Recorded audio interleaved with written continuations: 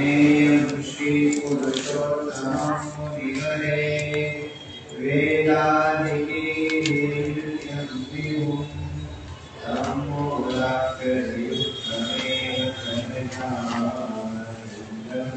च वन्दे सदा गुणातीतोऽक्षरं ब्रह्म भगवान् पुरुषोत्तमः जडोऽध्यात्मिकं सत्यम् उच्यते भववन्दना। श्री स्वामिनारायण भगवान की जय। अक्षर पुरुषोत्तम महाराज की जय। गुणानंद स्वामी महाराज की जय। भगत जी महाराज की जय। शास्त्री जी महाराज की जय। योगी जी महाराज की जय। प्रमुख स्वामी महाराज की जय। महंत स्वामी महाराज की जय। सूरत अक्षरधाम महोत्सव की जय।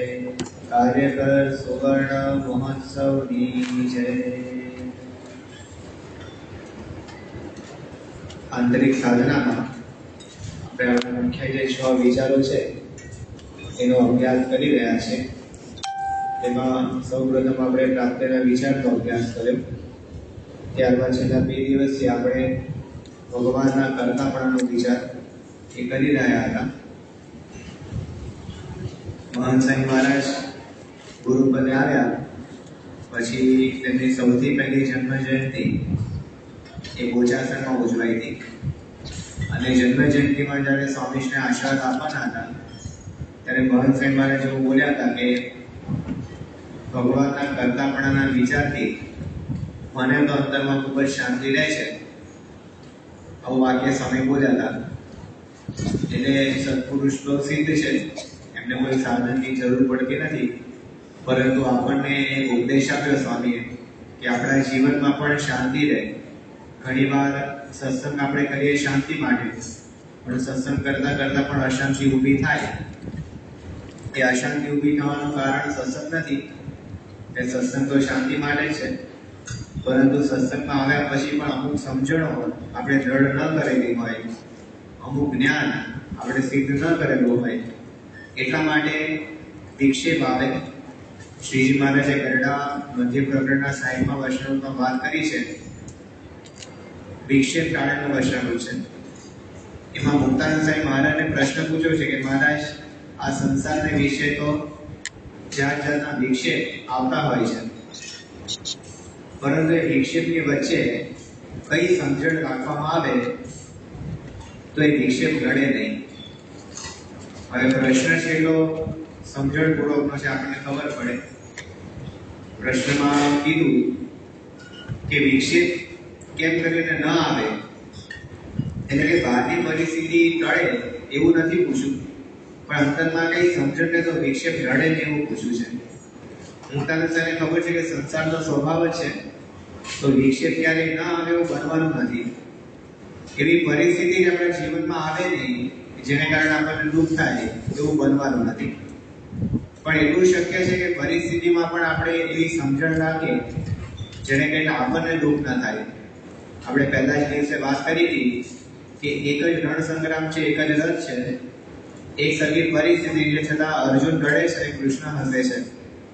તો પરિસ્થિતિ બદલાતી નથી, પરિસ્થિતિને એવોઇડ પણ કરી શકાતી નથી, પરિસ્થિતિને ટાળી શકાતી નથી, છતાં સમજણ એવી હોય છે જેને લઈને એ પરિસ્થિતિમાં પણ આપણને દ્રઢતા રહે, પરિસ્થિતિમાં પણ સ્થિરતા રહે।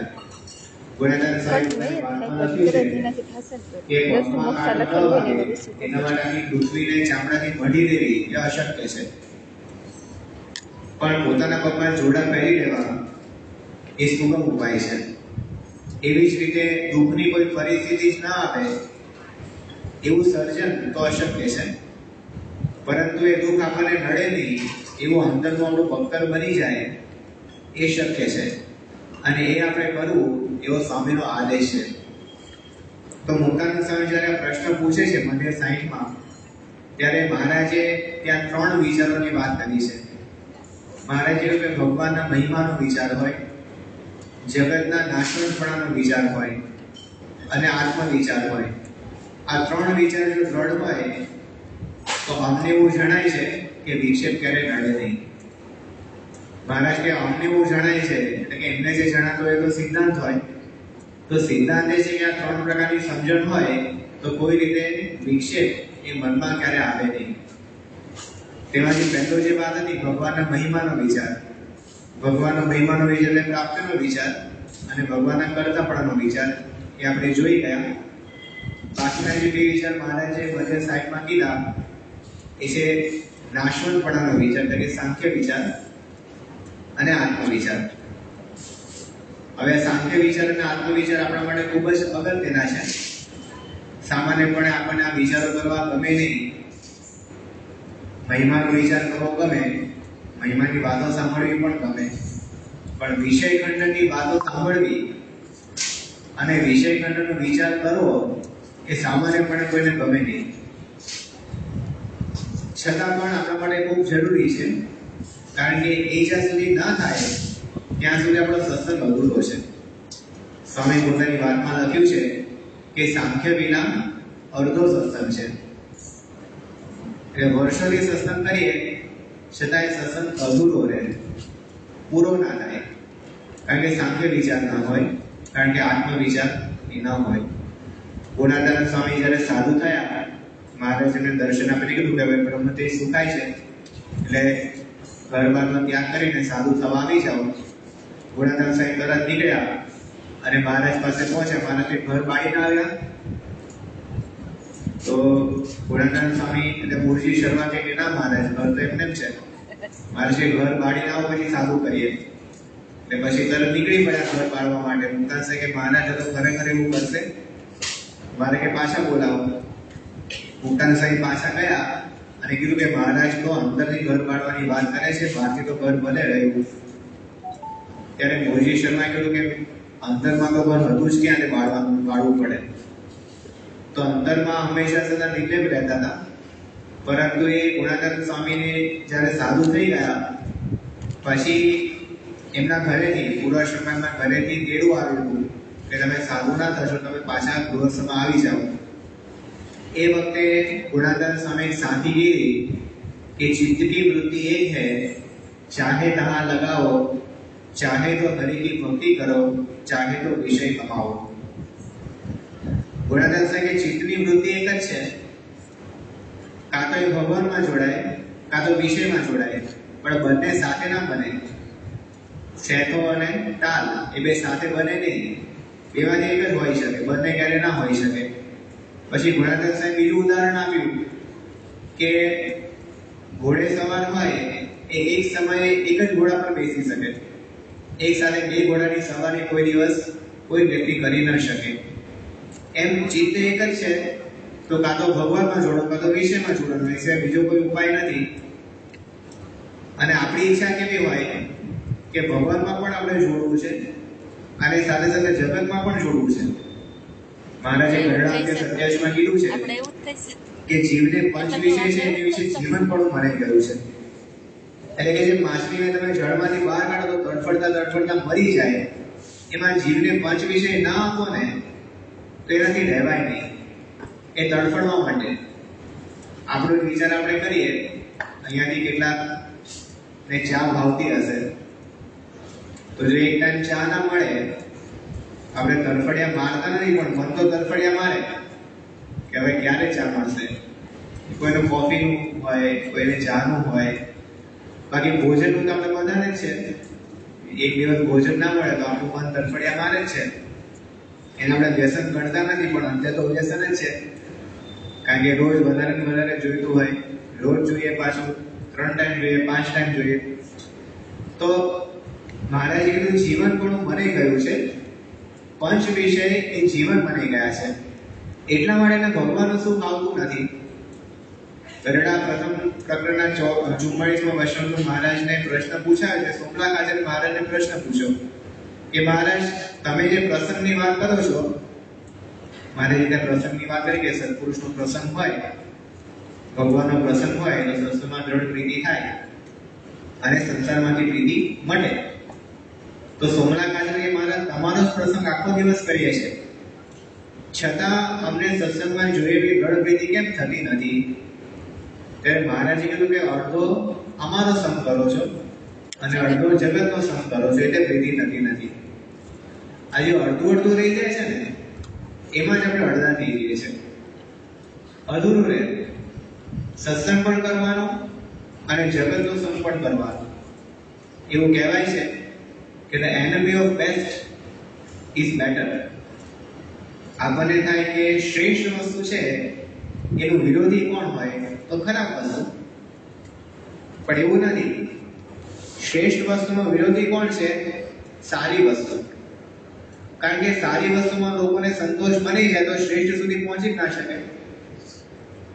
વિદ્યાર્થી હોય અને એવું હોય કે આપણે સારા ટકા લાવવા છે અને 95% આવી જાય અને જો સંતોષ બની જાય તો ક્યારે 100% ના આવે. પણ પેલો 80% વાળો હોય અને 100% લાવવાની ઈચ્છા તો 100% આવે પાછા. એટલે એકવાર સંતોષ મળી જાય, આપણને જીવનમાં ઘણીવાર સંતોષ કે આપણે સત્સંગ કરીએ છીએ, બધું સારું ચાલે છે, સંતો આપણને ઓળખે છે, કથા વાર્તા ભરીએ છીએ, પૂજા પાઠ કરીએ છીએ, તિલક ચાંદો કરીએ છીએ, એકાદશી કરીએ છીએ, ચાતુર્માસ કરીએ છીએ, સેવા કરીએ છીએ, આર્થિક દાન કરીએ છીએ, એટલે આપણને સંતોષ મળી જાય કે બસ આપણે થઈ ગયું. અંતે કરી શું બાદ કરવાનું ને? પણ સાંખ્ય જે કરવાનું હોય કે જગત નાશવંત છે, જગત દુઃખદાયી છે, એ બાકી રહી જાય. એટલે પછી જોઈએ એવું પરિણામ આપણને મળે નહીં અને જોઈએ એવો સત્સંગ આપણાથી થઈ શકે નહીં.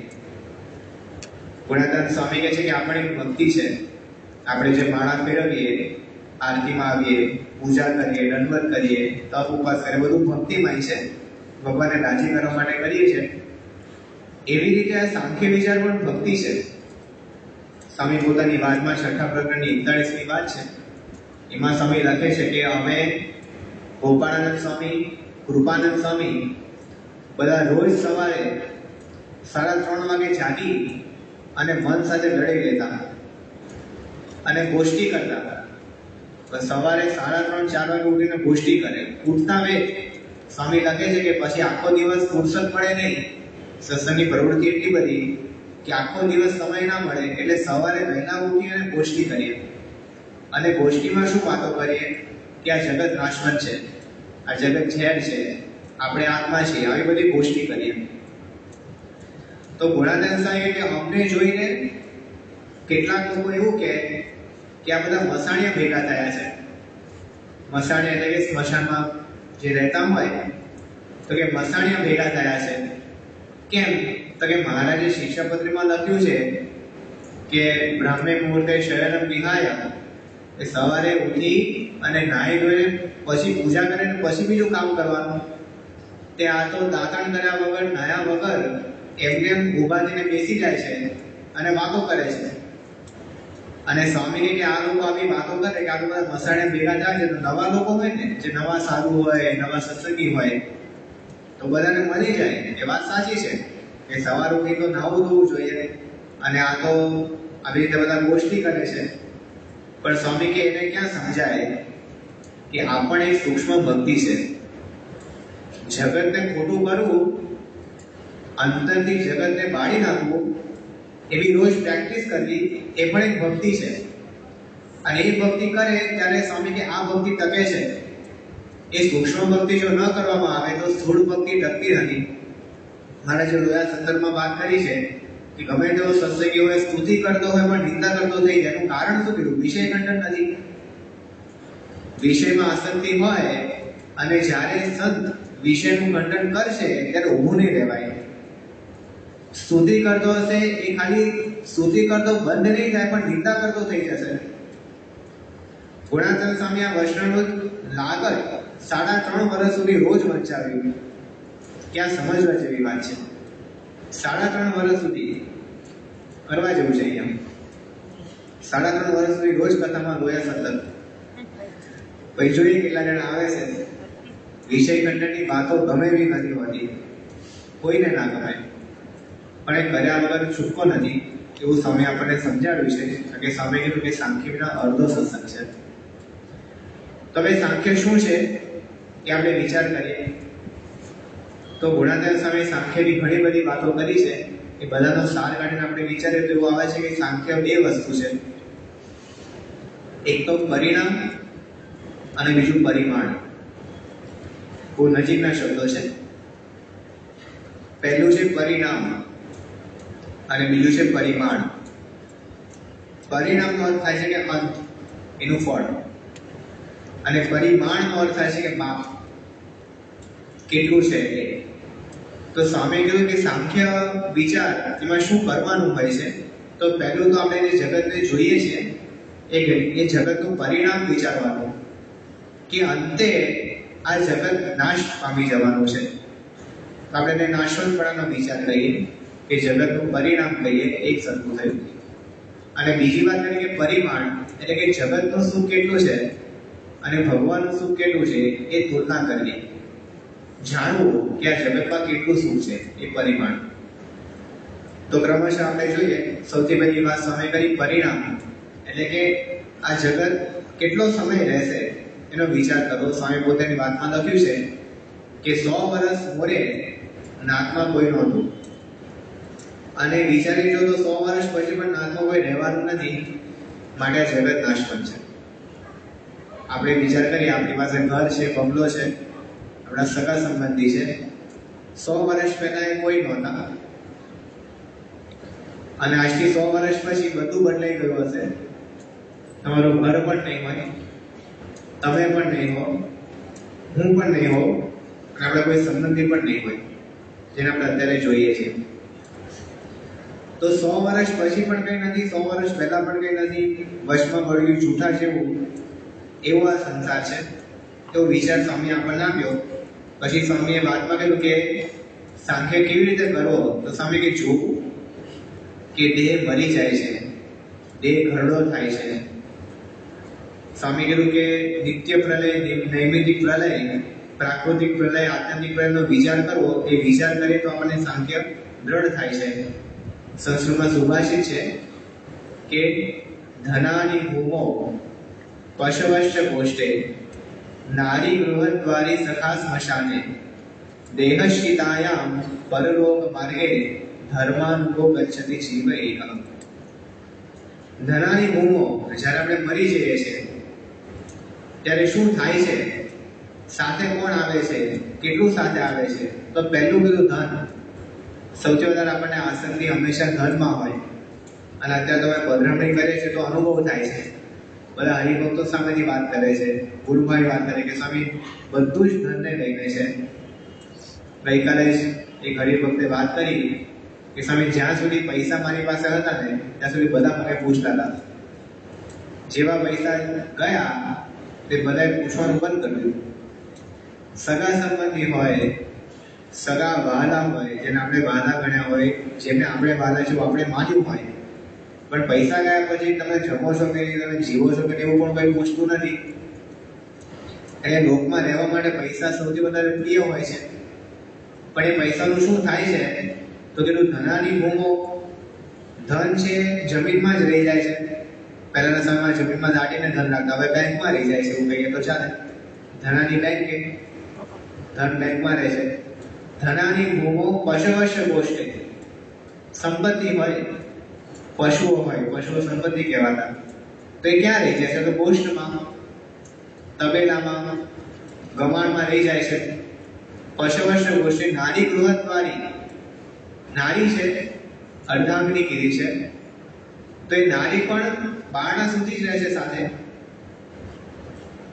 બારણાથી બહાર, ઘરના બારણાને ઉલ્લંઘીને નારી પણ સાથે આવતી નથી. અને પછી એ જાય તો સાથે કોણ જાય છે? નારી ગૃહદ્વારી સખા સ્મશાને, મિત્રો છે પણ સાથે આવે છે. એ નારી કરતા પણ વધારે સમય સાથે આવે છે. ક્યાં સુધી? સ્મશાન સુધી સાથે આવે. નારી ગૃહદ્વારી સખા સ્મશાને દેહશ્ચિતાયામ, દેહ પણ સાથે આવે છે. સૌથી છેલ્લે સુધી દેહ આપણી સાથે રહે છે. કારણ કે ચિતામાં સૂવે છે કોણ? આપણી સાથે, તો દેહ સૂવે છે. મિત્રો તો સાથે ચિતામાં રહેતા નથી. મિત્રો ચિતા સળગાવીને દૂર ભાગી જાય છે. પણ દેહશ્રીતાયામ પછી કોઈ સાથે આવતું નથી.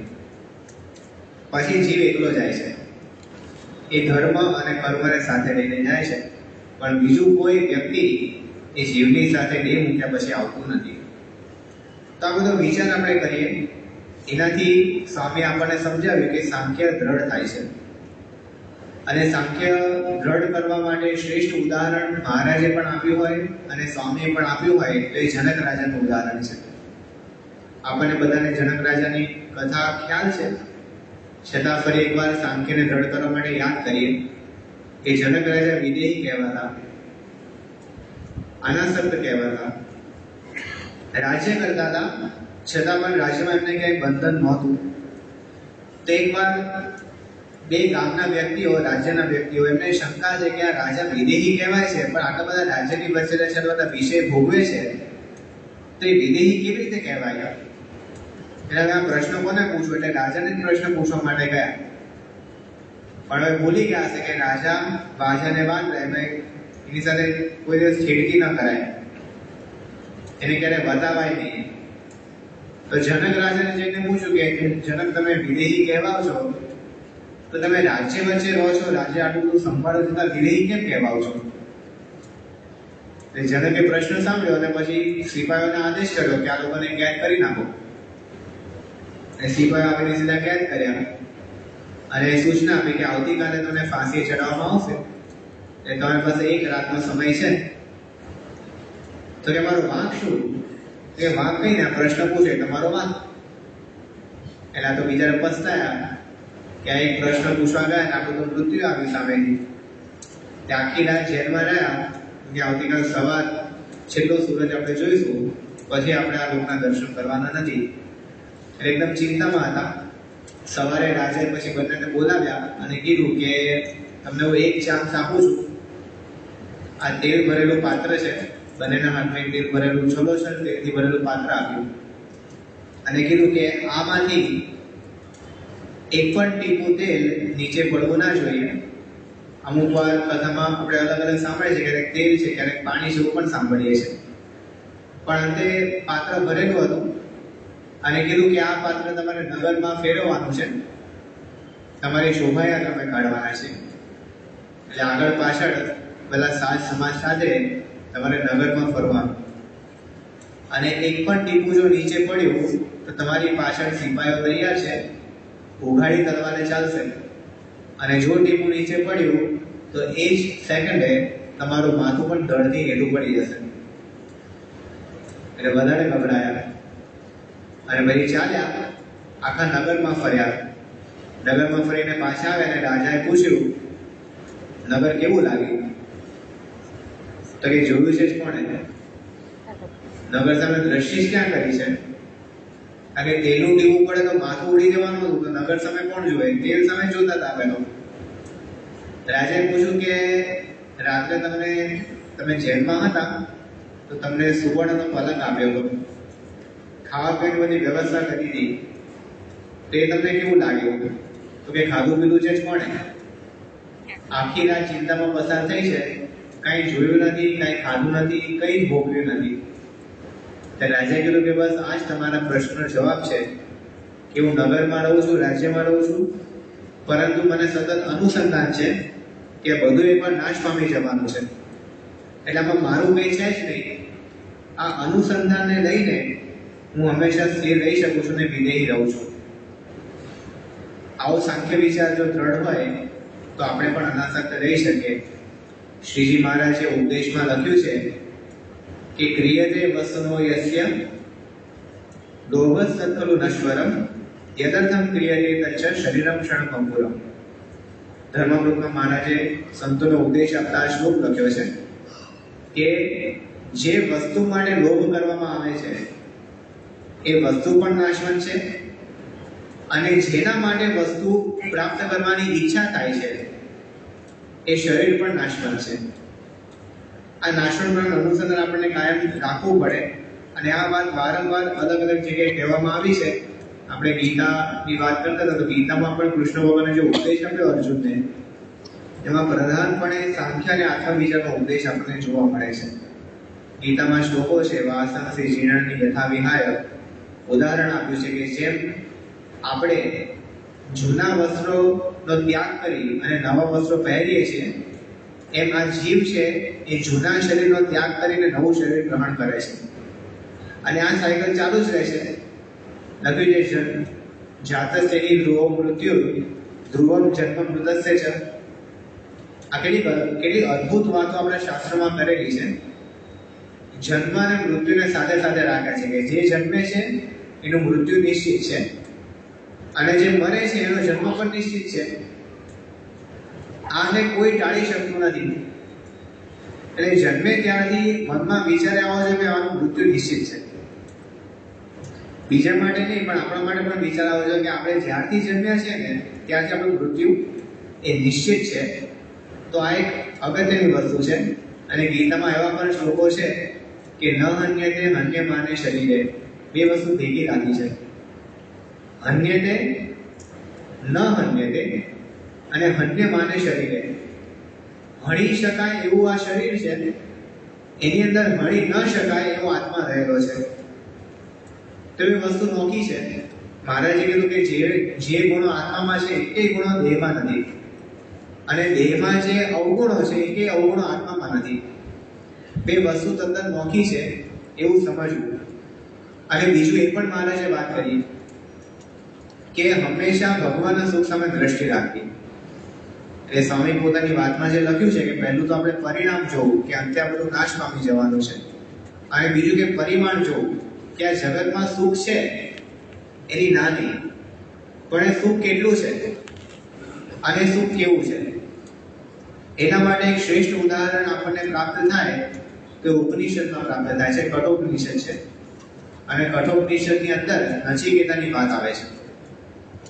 આપણને બધાને નચિકેતાની વાત ખ્યાલ છે, પરંતુ આખા આખ્યાનમાં વિશેષતા શું છે કે નચિકેતા યમરાજા પાસે 3 વરદાન માંગે છે, તો ત્રીજું વરદાન જ્યારે માંગે છે ત્યારે યમરાજા એને પ્રલોભનો આપે છે. યમરાજા કહે છે કે તને જે જોયું હું આપું, પણ ત્રીજું વરદાન તું ના માંગીશ. પછી આખું વર્ણન આવે છે કે તને શું શું આપી શકું છું. તો એ હું તને આખી પૃથ્વીનું રાજ્ય તને આપી શકું, ત્યારે જેટલી અપ્સરાઓ જોઈએ બધું તને આપી શકું, ત્યારે જેટલા પૈસા જોઈતા ધન તને આપી શકું, ત્યારે જેટલું આયુષ્ય જોઈતું હોય, કારણ કે હું મૃત્યુ છું, તું મને કહીશ ત્યારે જ હું આવીશ, ત્યાં સુધી નહીં આવું, એવું પણ તું માંગી શકે છે. ત્યારે એના પ્રત્યુત્તરમાં નચિકેતા પોતે જે વાત કરે છે, અદ્ભુત મંત્રો છે ઉપનિષદના. એ કહે છે કે સ્વભાવો મર્તસ્ય યદંત કેતર સર્વેન્દ્રિયાણિ જરયંતિ દેજઃ અપી સર્વ જીવિતમ અલ્પમેવ તવૈવ વાહાતમ નૃત્ય ગીતે. નચિકેતા કહે છે કે બધું જ તમે જે મને વાત કરો છો એ સ્વભાવો એટલે આવતીકાલે એક પણ વસ્તુ નથી એની તમે વાત કરો છો. તમે મને જે પૈસા આપવાની વાત કરો, જે સત્તાની વાત કરો, સુંદરીની વાત કરો છો, એ બધી જ વસ્તુ આવતીકાલે નહીં હોય, એટલે કે થોડા સમય પછી નાશ પામવાની છે. સ્વભાવો મર્તસ્ય યદંત કેતર સર્વેન્દ્રિયાણિ જરયંતિ તેજ. આ બધી જ વસ્તુ તમે મને જે આપવાના છો એ મારું તેજ હણી લેવાની છે, મારી શક્તિ નાશ કરવાની છે. તે હું શા માટે માંગુ? એટલે પછી છેલ્લે નચિકેતા કે તમે વાહાતમ નૃત્ય ગીતે, તમે મને જે સાધનો આપવાની વાત કરો છો એ તમારા નૃત્ય અને ગીત માટે રાખો, મને તમે કોઈ વસ્તુ ના આપશો. તો એક પરિણામ આપણને મળે, પરિમાણ મળે છે કે આ દુનિયાની બધી વસ્તુ એ અંતે સુખદાયી નથી. મહારાજે પણ વૈષ્ણવમાં વાત કરી છે કે જગતનું સુખ કેવું છે તો તુચ્છ છે. ભગવાનના અપાર સુખની આગળ જગતનું સુખ એ કોઈ ગણતીમાં જ નથી. અને મારે જે શબ્દો કેવા વાપરે છે, સારંગપુરનું 1લું વચનામૃત છે અને વડતાલનું 16મું વચનામૃત છે. મહારાજે કીધું ભગવાનના એક નિમિષ માત્રના દર્શન કરીએ એના પર અનંત કોટી બ્રહ્માંડના વિષય સુખને વારી ફેરીને નાખી દઈએ, કચરો કરીને નાખી દઈએ. વિષયના તમામ સુખ, ખાલી એક બ્રહ્માંડનું નહીં, અનંત કોટી બ્રહ્માંડના વિષય સુખને વારી ફેરીને નાખી દઈએ, અને ભગવાનના એક રોગમાં જેટલું સુખ છે એ બધા વિષય સુખ ભેળા કરે તો આપણે કરોડના ભાગમાં પણ આવે નહીં. તો એક રૂવાડામાં એટલું બધું સુખ છે કે રૂવાડાના કરોડ ભાગ કરો તો એક ભાગની અંદર પણ આ બધા આખા બ્રહ્માંડના વિશે સુખ ભેગા કરો ને સમેશન કરો તો પણ એની તુલનામાં આવે નહીં. અને મહારાજે વડતાલ 16 માં કીધું કે નેત્ર મીચને ભગવાનની મૂર્તિનું ધ્યાન કરીએ છીએ એમાં જેવું સુખ રહ્યું છે એવું સુખ 14 લોકના બ્રહ્માંડમાં રહેલું નથી.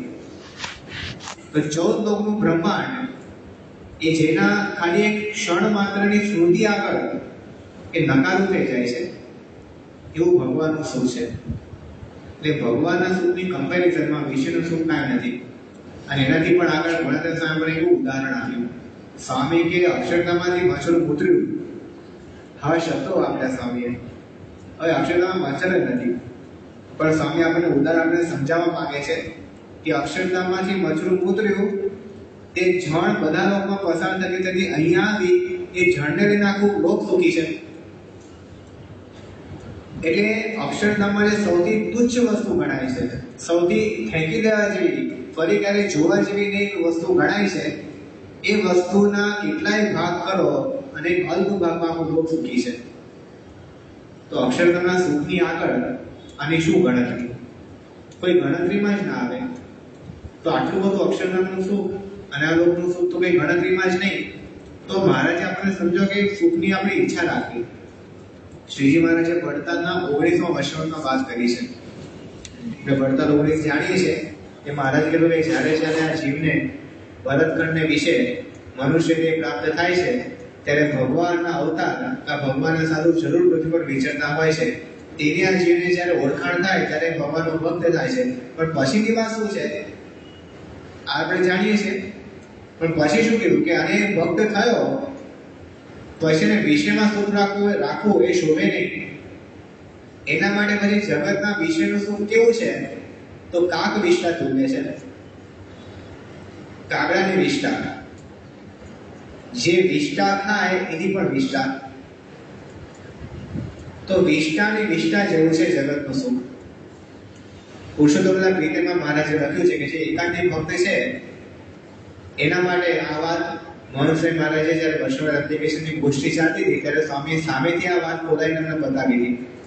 સ્વામી કે જો આમાં લખ્યું છે કે એકાંતિક માટે જગતનું સુખ કેવું છે તો વિષ્ટાની પણ વિષ્ટા અને એની પણ વિષ્ટા છે. 3 પગથિયા સુધી ગયા. વડતાલ 19માં 2 પગથિયા કીધા. ગુણાઢાર સાહેબ પહેલું પગથિયું કે મૂત્ર જેવું છે, બીજું કાક વિષ્ટા જેવું છે, એટલે કે વિષ્ટાની વિષ્ટા જેવું છે. અને પુરુષોત્તમ બધા પ્રેમમાં મારે લખ્યું વિષ્ટાની પણ વિષ્ટા અને એની પણ વિષ્ટા છે. તો સાવ નકારું છે. અને એ આપણને જો સમજાય તો ભગવાન સુખ સામે હંમેશા દ્રષ્ટિ દે. બીજું સ્વામી પોતાની વાતમાં લખ્યું કે આ જગતનું સુખ કેવું છે તો દુઃખમય છે. સ્વામી કીધું જેટલું કઈ માયામય સુખ હોય તે દુઃખ વિનાનું હોય નહીં. આ વાત નિશ્ચય છે. તો પ્રમુખ સાહેબ મહારાજ ઘણીવાર દ્રષ્ટાંત આપતા કે આ સંસાર કેવો છે તો લક્કડશી લાડુ જેવો છે. બહુ સુંદર ઉદાહરણ સ્વામી આપતા અને બહુ લડાવીને સ્વામી તો આ વાત કરતા. સ્વામી કે લક્કડશી લાડુ કેવા હોય કે લાકડાના લાડુ હોય. એ સામે પડ્યા હોય દેખાય લાડુ જેવા, અને કોઈ વ્યક્તિ એને ખાય તો દાંત ભાંગે કારણ કે લાકડું હોય. અને જે ના ખાય એની ઈચ્છા થાય કે આ મારા આટલું સારા લાડુ હતા હું કહી ના શક્યો. તો કે બંનેને દુઃખ થાય. જે લાડુ ભોગવે એને પણ દુઃખ થાય અને જે ન ભોગવે એની ઈચ્છા રહી જાય એને પણ દુઃખ થાય. તો સંસાર લક્કડશી લાડુ જેવો છે, એમાં કોઈ જ પ્રકારનો માલ નથી એવું સ્વામી આપણને ઘણીવાર સમજાવતા. અને યોગીજી મહારાજ એક બોધ કથા કહેતા આ જ વસ્તુ સમજાવવા માટે. યોગીજી મહારાજ કહે કે એકવાર એક રાજા અવગતિને પામ્યો, અપમૃત્યુ થયું. હવે આખું નગર છે એ રાજા વગરનું બની ગયું. એ બધા ભેગા થઈને નક્કી કર્યું કે આપણે રાજા તો કોણ જોઈશે, કોને રાજા બનાવો. તો સ્પર્ધા રાખી. અને સ્પર્ધા શું રાખી? માફ કરજો, રાજા હતો એ પોતાના વારસદારની શોધમાં હતો કે મારે કોને વારસ બનાવો, કે પુત્ર એને હતો નહીં. તો રાજા વિચાર્યું કે એક આખી નગરી રચીએ, મોહમય નગરી. અને આખી નગરીની રચના કરી અને કીધું કે આ નગરીમાંથી પસાર થઈને જે સૌથી પહેલો રાજગાદી સુધી પહોંચે એને મારે રાજગાદી આપી. તો નગરમાં ઢંઢેરો પીટાવ્યો કે જે આ નગરમાંથી પસાર થઈને સૌથી પહેલા રાજા પાસે રાજગાદીએ પહોંચશે એને રાજા પોતાનો વારસ બનાવશે. એટલે આખું ગામ તો હોરે હોરે ચાલ્યું કે હાલો આપણે જઈએ. ઘરડા બુઢા હોય એ ચાલ્યા, ભાઈ ચાલો કદાચ આપણે પહોંચીએ તો આપણે રાજા બનીએ. બાળકો દોડ્યા, યુવાનો હતા, બધા દોડ્યા. પણ હવે નગરી એવી બનાવી હતી કે બધાને મોહ થાય. બધી એકદમ આકર્ષક વસ્તુઓ રાખી હતી. સિનેમાના મોટા મોટા હોર્ડિંગ્સ રાખ્યા હતા અને ઝવેરીની દુકાનો વચ્ચે વચ્ચે રાખી હતી અને પ્લે સ્ટેશન રાખ્યા હતા. જેટલી વસ્તુ લોકોને મોહ પમાડે એવી બધી વસ્તુ રાખીને બધી મફતમાં મળે. એટલે બધાને વિચાર્યા કે આપણે અત્યારે અહીંયા રહી જઈએ, રાજગાદી તો આપણે મળવાની ના મળે કંઈ નક્કી નહીં, અત્યારે શું કેમ છોડીએ આપણે. તો રાજાને આશ્ચર્ય થયું કે કોઈ પહોંચ્યું જ નહીં રાજગાદી સુધી. ખાલી એક યુવાન પહોંચ્યો અને યુવાન પહોંચ્યો એટલે રાજા પૂછ્યું કે તું એક જ પહોંચ્યું, બીજું કોઈ પહોંચ્યું જ નહીં, એનું કારણ શું? એટલે યુવાને કીધું કે બીજા બધા જ તમારી મોહમય નગરીમાં મોહાઈ ગયા, પણ મેં વિચાર રાખ્યો કે જો એકવાર રાજા બની જઈશ તો આ બધું સુખ મારું જ છે, આખી નગરી મારી છે. એટલે હું તો આંખ નીચીને દોડ મૂકી મેળ્યો એટલે અહીં સુધી પહોંચી શક્યો.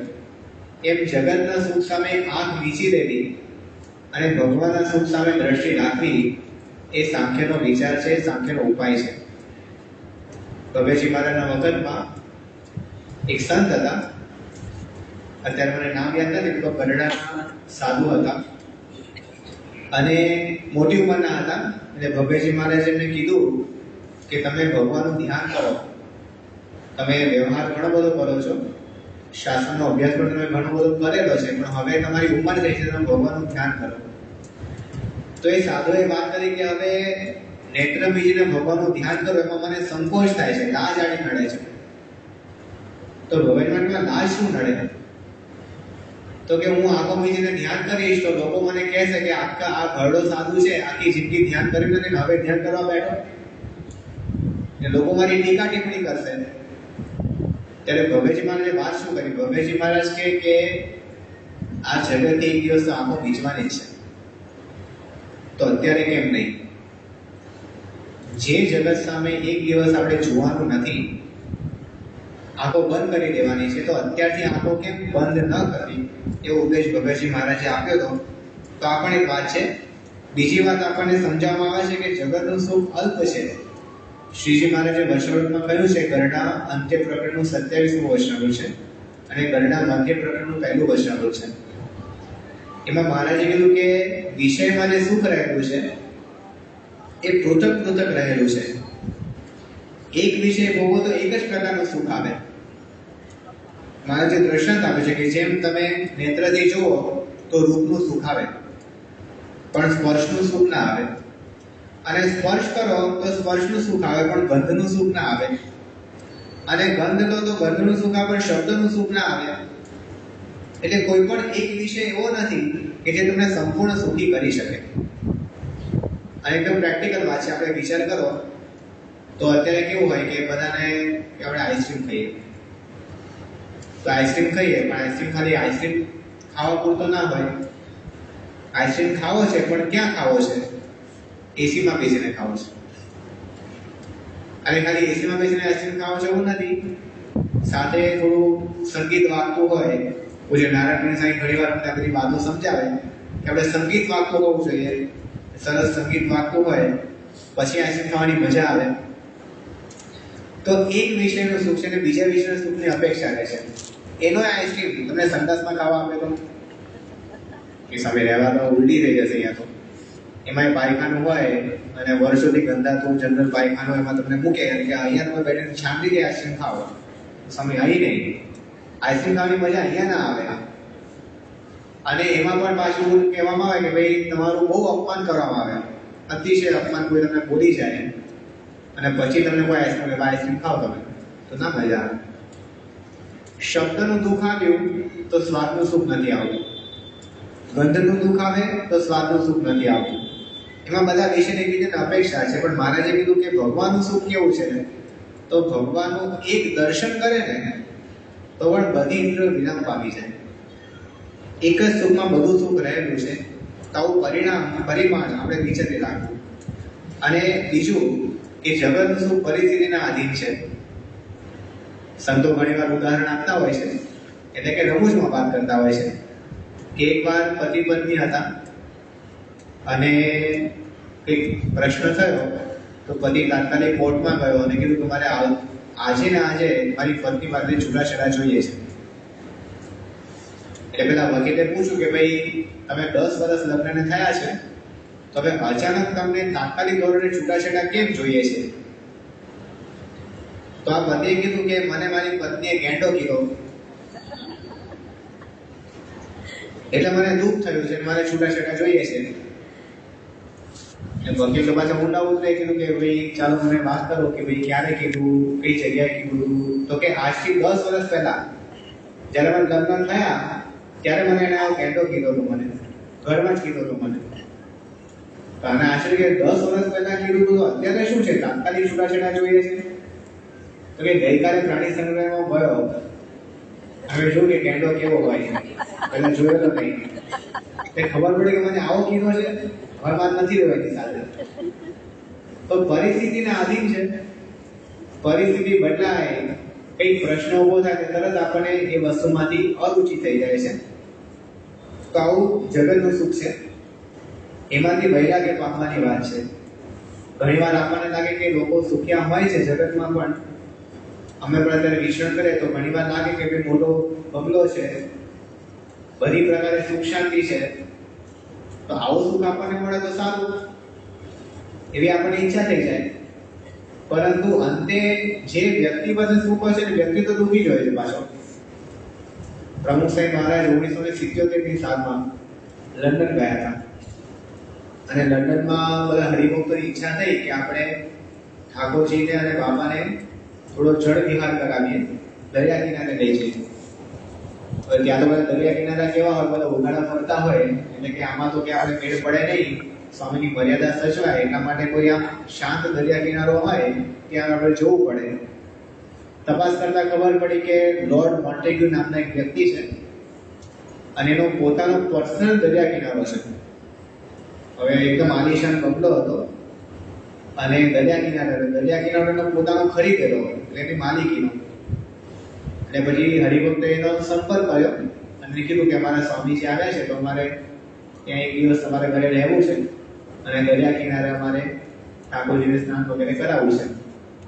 એટલે આ તો સજ્જન વ્યક્તિ, એટલે કે હા તમે મારા ઘરે આવો, મારા ઘરે સ્વામીને નહીં આવો, રોકાવો મારા ઘરે. તો એક રાત બધા હરિભક્તો અને સંતો અને સ્વામી ત્યાં રોકાયા હતા. તો સંતો વર્ણન કરે છે કે એના ઘરે આપણે ગયા તો આમ જ્યારે શોરૂમમાં આવ્યો હોય ને ગાડીઓના, એવું તમને લાગે. જ્યાં જાતની નવી નવી ગાડીઓ, બધી એની પોતાની, એના ઘર પાસે પડી હતી. ગાડીનો શોખીન હતો અને સંતો કે એનું ઘર કેવું કે આપણે તો અત્યાર સુધી કથાવાર્તામાં વાત કરતા હતા, પણ પહેલી વાર આપણે જોયું કે સોનાનો પલંગ હોય અને બાજુમાં સોનાના નળ હોય અને જબરજસ્ત જાહો જલાલી. તે સંતો ગયા તો સંતો તો જોઈ જ રહ્યા, કલાકો સુધી જોઈ રહ્યા કે આ કેવું ઘર છે. આમ સ્વપ્ન દુનિયામાં આવી જાય ને એવું લાગે આપણને. હવે આ બાજુ બધી વિધિ થઈ, સવારે સ્વામીએ કીધું કે આપણે સ્વામી જળ વિહાર કરવા ગયા. પછી બપોરે 11 વાગ્યાની આસપાસનો સમય હતો એટલે સ્વામી કીધું કે આપણે હવે આના ઘરે રોકાયા તો આનું સારું છે, પણ આપણે મહાપૂજા કરીએ. તો સ્વામીએ સંતોને બોલાવી અને મહાપૂજા ગોઠવી અને પેલા જે મૂળ ભાગે હતા, લોર્ડ મોન્ટેગ્યુ, ઇંગ્લિશ વ્યક્તિ હતા, એને મહાપૂજામાં બેસાડ્યો. બિચારો પહેલી વાર મહાપૂજામાં બેઠો હતો અને એમાં મહાપૂજા શરૂ થઈ તે સંકલ્પ વિધિ આવી અને હાથમાં ચમચી પડીને સંકલ્પ કરવાનો. એટલે સંતોએ સંકલ્પ કરાવ્યો કે દશવિધ લક્ષ્મી પ્રાપ્તિ અર્થમ. અને પછી બાપા કે ઉભારો કે 10 વિધ લક્ષ્મી તારી પાસે છે જ અને આને લક્ષ્મીની જરૂર નથી. હવે એની બદલે એને પૂછો કે એને શું જોઈએ છે. એટલે સંતોએ અંગ્રેજીમાં પૂછ્યું કે ભાઈ તમારી પાસે લક્ષ્મી તો છે જ, એટલે લક્ષ્મી માટે મહાપૂજા કરવાની ના હોય, પણ તમને શું જોઈએ છે તમે વાત કરો. એટલે આ લોર્ડ મોન્ટેગ્યુ એણે વાત કરી કે મારી પાસે લક્ષ્મીનો બહુ છે, પૈસાની કોઈ ખોટ નથી, પણ મારી પત્ની છેલ્લા 6 મહિનાથી ભાગી ગઈ છે, તો તમે પ્રાર્થના કરો કે પાછી આવી જાય, એના માટે મહાપૂજા કરો. ત્યારે સંતોએ કહ્યું કે રાજા ભી દુખિયા, રંગ ભી દુખિયા, ધનપતિ દુખી વિકાર ને.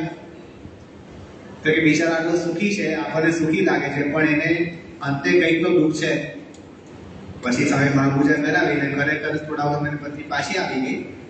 પણ દુનિયાના ગમે તો સુખી વ્યક્તિ હોય પણ દુઃખ વગરનો હોતો નથી. એને અંતે કંઈ દુઃખ તો હોય છે. તો આપણને સ્વામીએ વાત કરી. હવે સાંખ્યનો ઉપાય શું છે? તો આપણને ગુરુ પરંપરાના જીવનમાં જોવા પડે. સ્વામી પોતાની વાતમાં લખ્યું છે કે સાંખ્યનો ઉપાય શું? તો સત્પુરુષના વચનમાં વિશ્વાસ રાખે ને તેને સાંખ્ય દ્રઢ થાય. સ્વામી વાતમાં લખ્યું છે કે સાંખ્યને દ્રઢ કરવાનો ઉપાય તો સત્પુરુષ છે. અને આખી ગુરુ પરંપરામાં આપણને જોવા મળે કે જેને સત્પુરુષના વચનમાં વિશ્વાસ રાખ્યો એને સાંખ્ય વિચાર દ્રઢ થયેલો છે. ભગતજી મહારાજનો વિચાર કરીએ. ભગતજી મહારાજ ગોપાળાનંદ સાહેબના સમાગમ પછી ગોપાલ સાહેબ ધામમાં ગયા, પછી ગુણાનંદ સાહેબ પાસે આવ્યા. ગુણાનંદ સ્વામી જેમ કેમ કરતા હતા. હવે એક વાર બન્યું એવું કે એક સમયના નિમિત્તે આચાર્ય મહારાજ જુનાગઢ આવવાના હતા. ફૂલદોલ નિમિત્તે. હા, કાર્તિક સમય વર્તનમાં પૂરો થયો પછી વર્તના આચાર્ય રઘુવીરજી મહારાજ એ ફૂલદોલ નિમિત્તે જુનાગઢ આવવાના હતા. એટલે સ્વામી જુનાગઢના મહંત એમને વિચાર્યું કે આપણે થોડું ડેકોરેશન ને બધું કરવું પડશે, એટલે કે આપણે ચંદની સીવીએ અને મોટી ચંદની બનાવીએ બધા હરિભક્તો માટે. હવે આ કામ કોણ કરે? એને ભગતજી મહારાજને બોલાવ્યા ગુણાનંદ સ્વામીએ. અને ભગતજી મહારાજ બોલાવીને કીધું કે મારે ચંદની સીવાની છે અને 1 મહિનાનો સમય છે, તારે ચંદની સીવાની, રૂપિયાનું તારે જોઈ લેવાનું, હું કઈ ના જાણું. હવે ચંદની સીવે એટલે 1000 રૂપિયા થાય. એ સમયમાં 1000 રૂપિયા એટલે તો બહુ કહેવાય. પણ ગુણાનંદ સ્વામી માટે લખાયું છે, અશોકનારાએ લખ્યું છે કે ગુણાનંદ સ્વામી તો ભગતજી મહારાજને તો ગુણાનંદ સ્વામીની આજ્ઞામાં જ હજારો ને લાખો રૂપિયા દેખાતા હતા. એટલે ભગતજી મહારાજે ચંદની સીવવાનું ચાલુ કર્યું. જે હેતવાળા હરિભક્તો હતા બધા પાસેથી લખણી કરાવી અને 600 રૂપિયા ભેગા થયા. 600 રૂપિયામાં કાપડ લીધું, જાડું કાપડ, અને એકદમ ડેકોરેટિવ ચંદની સીવવાની ચાલુ કરી. અને ભગતજી મહારાજ એવો વેગ લગાડી દીધો કે સવારે શણગાર આરતી પૂરી થાય અને ચંદની સેવા માટે બેસે તે સીધા રાજભોગ ગાર્ડનમાં ઊભા થાય. રાજભોગ ગાર્ડનમાંથી જમી લે, જમીને પાછી ચંદની સેવા બેસે તે રાત્રે 12 વાગ્યા સુધી ચંદની સીવે. એટલે આખો દિવસ ચંદની સેવાનું કામ ચાલે. અને પાછા ભજન કરતા કરતા ચંદની સીવે એટલે અખંડ સ્વામિનારાયણ સ્વામી ભજન ચાલુ હોય, સ્વામીની સ્તુતિ ચાલુ હોય. ગુણાનંદ સ્વામીને ખબર પડી એટલે એકવાર રાત્રે 12 વાગે ગુણાનંદ સ્વામી ભગતજી મહારાજ પાસે આવ્યા. ભગતજી મહારાજ તો ચંદની સીવતા હતા એટલે ગુણાનંદ સ્વામી પાછળ ઊભા રહી ગયા અને રાહ જોઈ. તો ભગતજી મહારાજ પાછળ જોયું જ નહીં, એકદમ મજબૂત થઈ ગયા ચંદની સેવામાં. થોડી વાર જઈને પાછળ જોયું તો ગુણાનંદ સ્વામી એટલે તરત પગે પડ્યા, દંડવત કર્યા અને પૂછ્યું કે સ્વામી તમે ક્યારથી ઊભા હતા? સ્વામી કે 1 ઘડી થઈ કે 24 મિનિટથી સ્વામી હું ઊભો છું. એટલે ફરી ભગતજી મહારાજે દંડવત કર્યા કે સ્વામી મારે અપરાધ થઈ ગયો, હું ક્ષમા માંગુ છું, તમને ઊભા રાખ્યા મેં. પછી સ્વામીએ કીધું કે જેવી લગ્ની ચંદની સેવામાં છે એવી લગ્ની ભગવાનની મૂર્તિ ધારોમાં લગાડવી તો ભગવાનની મૂર્તિ સિદ્ધ થઈ જાય. ભગતજી મહારાજ કે સ્વામી તમારા હાથમાં બધું છે, તમે કૃપા કરો તો આ વસ્તુ થાય. પછી સ્વામીએ કીધું કે હું તારા પર બહુ પ્રસન્ન છું, અતિશય રાજી છું, માટે તને જે માંગવું હોય તું માંગ. ભગતજી મહારાજ થોડી વાર તો કંઈ બોલ્યા નહીં. પછી સ્વામીએ કીધું કે તારા મનમાં એમ હશે કે સાધુ થઈને શું આપશે, સાધુ થઈ શું આપશે એમ ધારશો મનમાં નહીં, શ્રીજી અમારું માનશે. મહારાજ હું જેમ કહીશ એમ જ કરશે. મહારાજે પ્રથમ 37 લખ્યું છે કે ભગવાન એને વશ હોય છે, એ કહે એમ ભગવાન ફરે છે, કહે એમ ભગવાન કરે છે. સ્વામી કે ભગવાન મને વશ છે, મારે તું જે કહીશ હું તને આપીશ. છતાં ભગતજી મહારાજ કંઈ બોલ્યા નહીં. પછી સ્વામીએ સામેથી કીધું જ્યાં હું તને 60,000 રૂપિયા આપીશ, તને 60,000 રૂપિયા મળશે, એ રૂપિયાથી તું મુંબઈ જશે અને ત્યાં બહુ કમાણી કરશે અને સારું ઘર કરશે, સંસાર કરશે. ત્યારે ભગતજી મહારાજ શું બોલ્યા? એકદમ યાદ રાખવા જેવું વાક્ય છે. ભગતજી મહારાજે કીધું કે સ્વામી 13 વર્ષ સુધી ગોપાળાનંદ સ્વામીનો સમાગમ મેં કર્યો છે અને છેલ્લા 9 વર્ષ હું તમારો સમાગમ કરું છું. હજી સુધી એક પણ વાર ગોપાળાનંદ સ્વામી કે તમારી વાતમાં મેં એવું સાંભળ્યું નથી કે સ્ત્રી કે ધર્મ સુખ હોય, માટે મારે એ ન જોઈએ. હવે વિચારો કેટલો બધો વિશ્વાસ હશે ગુણાનંદ સ્વામીના વચનમાં કે તમે એવું કીધું નથી કે સ્ત્રી ધર્મમાં સુખ છે. ભલે મને મનાતું હોય, ભલે મારો અનુભવ એવું કહેતો હોય કે એમાં સુખ છે. આમ તો ભગવાન એવું પણ નહોતું, પણ આપણે આપણી વાત કરીએ કે ભલે આપણને એવું મનાતું હોય, આપણને અનુભવ હોય કે આપણને સુખ આવે છે, પણ જો સત્પુરુષ છે કે એમાં સુખ નથી તો એમાં સુખ નથી જ. ભગતજી મહારાજ કે મેં ક્યારે સાંભળ્યું નથી કે એમાં સુખ છે. ઉપરથી મેં એવું સાંભળ્યું છે કે એ તો દુઃખદાયી છે. તો દુઃખ શું કામ હું લઉં? શા માટે તમારી પાસે દુઃખ માંગુ? હજી ગુણાનંદ સ્વામી કીધું કે ના, તું સુખી થઈશ, હું તને અંતકાળે અક્ષરધામમાં લઈ જઈશ, તું આ જ વસ્તુ રાખ કે ના સ્વામી તમે રાજી થયા હો તો મને 3 વરદાન આપો. બરાબર, 3 વરદાનની માંગણી કરી ભગતજી મહારાજે. તમારું ઘર બતાડો, મને તમારું જ્ઞાન આપો, મારા જીવને સત્સંગી કરો. પછી ગુણાનંદ સ્વામી કહે કે તારે આ જ્ઞાનનું શું કામ છે? આ જ્ઞાન તો કોઈ સાધુને કે બ્રહ્મચારીને આપું તો લેખે લાગે, બીજાને જ્ઞાન પ્રાપ્ત થાય, તું આ જ્ઞાન લઈને શું કરીશ?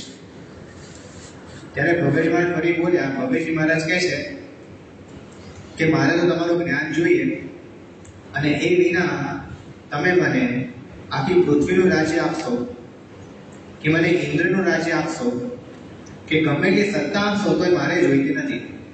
તમારી પાસે રાખો, મારે તો તમારું જ્ઞાન જોઈએ.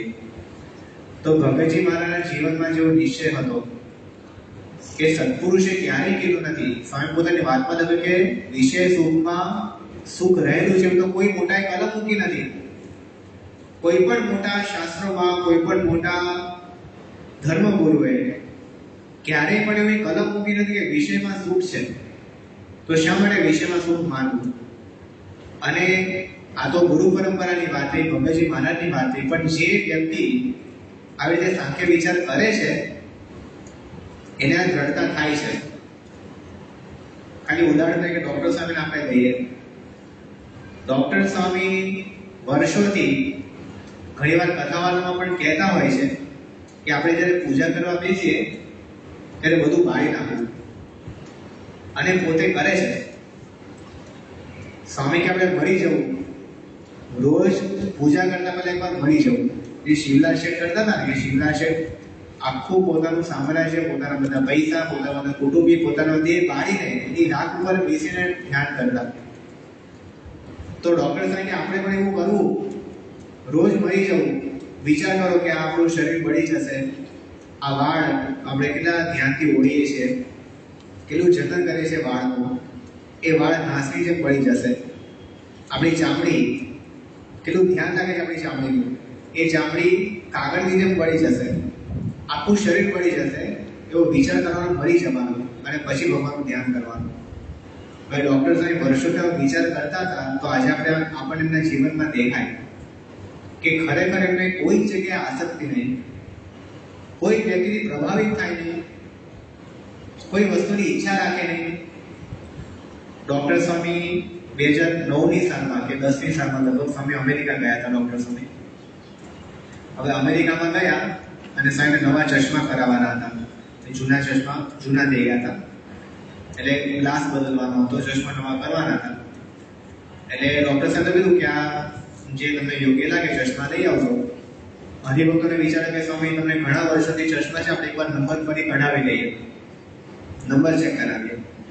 એ નંબર ચેક કરાવવા માટે ઓપ્ટોમેટ્રિસ્ટ પાસે લઈ ગયા, અને પછી આપણે નંબર ચેક કરે તો આંખ બંધ કરાવે કે ભાઈ જમણી આંખ બંધ કરી ડાબી આંખથી જોવાનું, ડાબી આંખ બંધ કરી જમણી આંખથી જોવાનું, વાંચવાનું કે શું લખ્યું છે. તો ડોક્ટર સ્વામીની જમણી આંખથી કીધું કે સાહેબ જમણી આંખથી વાંચો, શું લખ્યું છે, એટલે બધું વાંચ્યું. પછી ડાબી આંખથી વાંચો કે શું લખ્યું. ડોક્ટર સાહેબ કંઈક વંચાતું નથી, એટલે જેવું બોલ્યા એટલે બધાને આશ્ચર્ય થયું. ડોક્ટર સાહેબ કંઈક તો વંચાતું હોય ને, જે વંચાતું એટલું બોલો. ડોક્ટર સાહેબ કંઈ વંચાતું જ નથી. અને તાત્કાલિક ધોરણે પછી ડોક્ટર સ્વામીને આઈ સર્જન પાસે લઈ ગયા, બધી તપાસ કરી, અને એ વખતે પેલા જે ડોક્ટર હતા એને કીધું કે સ્વામી તમને ગ્લોકોમા થયો છે, એટલે ઝામર થઈ છે, અને ઝામર એટલી બધી થઈ છે કે તમે 90% વિઝન તમારું લોસ થઈ ગયું છે. એટલે ડાબી આંખે તમને 90% દેખાતું નથી, ખાલી 10% દેખાય છે. હવે આ બધી વાત પેલા ડોક્ટર સામે કરે છે, એમાં ડોક્ટર સામે જોડું આવી જાય છે, સૂઈ જાય છે ડોક્ટર સામે. પેલાને આશા છે કે આ વ્યક્તિની આંખ ગઈ છે એ કેટલી સિરિયસ વસ્તુ છે, હું સમજાવું છું. એટલે ઊંઘ આવી ગઈ, ડોક્ટર સામે જગાડે કે સ્વામી જાગો, તમને વાત કરે તમારી આંખ ગઈ છે. ડોક્ટર સાહેબ બધું સાંભળ્યું, પછી છેલ્લે ડોક્ટરે કીધું કે સ્વામી તમારે કંઈ પૂછવું છે? ડોક્ટર સાહેબ કે ના, મારે કંઈ પૂછવું નથી. પછી ફરી ગયું કે સ્વામી તમારે કંઈ ચિંતા હોય, કંઈ પૂછવું હોય તો પૂછો. ડોક્ટર સ્વામી કહે કે હા, મારે એક વસ્તુ પૂછવી છે કે મારે છે ને સેવા હોય છે, રોજ કથા વાર્તા કરવાની સેવા હોય છે, તે હું દિવસમાં 5 થી 6 કલાક કથા કરું છું. તો આ જે મારી આંખમાં જે પ્રશ્ન થયો છે એને કારણે હવે હું કથા વાર્તા ના કરી શકું એવું તો કંઈ નથી ને? ડોક્ટર કે ના સાહેબ, એવું કંઈ નથી, કથા વાર્તા તો જુદી વસ્તુ છે, તમે ધારો એટલી કરી કથા વાર્તા કરી શકો, તમે 5-6 કલાક કથા કરો ચાલુ રાખજો, એને તમારી આંખ સાથે કંઈ લેવા દેવા નથી. ડોક્ટર સાહેબ બસ તમારે આટલું જ જોઈએ છે. હવે પોતાના દેહ પ્રત્યે સહેજ પણ દરકાર નહીં, આંખ જતી રહી છે, અને આપણને જ્યારે સમાચાર મળતા આપણે બધાએ ધૂમ કરી હતી ડોક્ટર સ્વામી માટે. વેદ સ્વામી બોલ્યા કે મારી આંખ ડોક્ટર સાહેબને આપી દઉં, પણ ડોક્ટર સ્વામીને સારું રહે, પણ એમને પોતાને કંઈ પડી જ નથી. 90% વિઝન જતું રહે તો પણ એમને મનમાં થડકાર નથી કે હવે શું થશે, હું શું કરીશ. ચિંતા એમને શું હતી કે કથા વાર્તા મારથી થશે ને. તો સાંખ્ય વિચાર દ્રઢ કર્યો તો આજે આપણને જીવનમાં દેખાય છે. એવા ઘણા બધા સત્સંગમાં બાળકો છે, યુવકો છે, હરિભક્તો છે, જેમના વિચાર દ્રઢ છે અને વિચાર કરીને સુખ્યા રહે છે અને સ્વામીનો રાજીપો પ્રાપ્ત કરે છે. મહારાજ સાહેબને પ્રાર્થના કરીએ કે આપણા જીવનમાં પણ આ સાંખ્ય અને આત્મવિચાર દ્રઢ થાય અને આપણે પણ મહારાજ સાહેબને રાજી કરી શકીએ. શ્રી સ્વામિનારાયણ ભગવાનની જય. સ્વામિનારાયણ.